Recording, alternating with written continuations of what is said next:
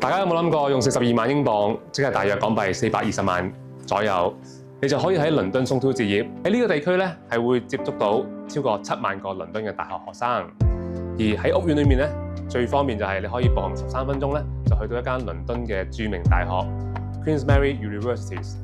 另外咧，你仲可以搭地鐵，唔需要轉車，13分鐘，最快可以去到倫敦4大嘅大學學府。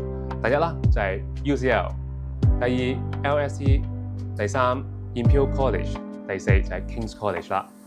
返工嘅人士加上交通方便㗎啦，但係你估人人都想住喺中環、灣仔、尖沙咀呢啲區域？今次呢個倫敦樓盤嘅話咧，係位於倫敦松 2 Mile End 呢個地區，正正咧就係一個黃金三角區裏面，就比傳統嘅金融區 Liverpool Street、新嘅金融區 Canary Wharf 同埋喺2012年用125億投資發展嘅奧運場館發展區 Stratford 包圍住嘅。淨係講新舊金融區都講緊有大約72萬嘅工作人口。如果你係買嚟投資收租嘅話，年輕嘅白領人士同埋大學生就係你嘅理想租客啦。根據2022年同2023年嘅數據啦，喺倫敦松 2 Central Line 沿線嘅周邊物業咧，平均尺價已經超過1萬蚊港幣一尺㗎啦。而呢個樓盤嘅平均尺價咧，其實係低於市場大概20% 左右嘅。所以我哋預期啦，呢個物業喺落成咗之後咧，會有一個好強勁嘅升幅。呢個項目咧分開5期發展，總共提供1550伙單位嘅。而你可以見到佢入口嘅話咧，新舊融合啦，設計咧係非常之獨特嘅。同時間咧，佢亦都提供24小時嘅禮賓服務。當然唔能夠唔提及佢個會所設備啦。呢個項目咧提供18.5米嘅室內恆溫泳池，同時間咧亦都有一個室外嘅恆溫泳池添。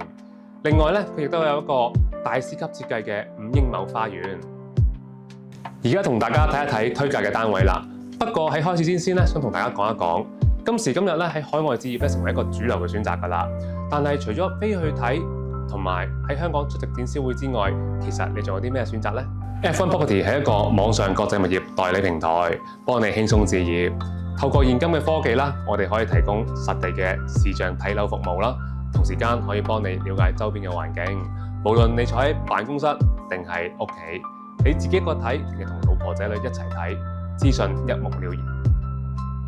我哋翻嚟睇睇推介嘅單位啦。呢個一房單位嚟講嘅話咧，其實適合一啲用家啦，或者係你初次置業倫敦嘅投資者。而兩房單位咧，其實就適合一啲如果你短期想出租，但係長遠咧係相當嚟自用嘅話咧，亦都可以考慮兩房單位。咁三房單位嘅話咧，就一定要睇一睇啦，因為三房單位咧喺倫敦嘅新樓市場上面咧，供應量係非常之少嘅。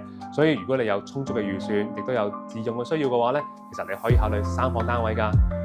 如果你想要更加多嘅資料，歡迎點擊下面嘅按鈕 WhatsApp 聯絡我哋。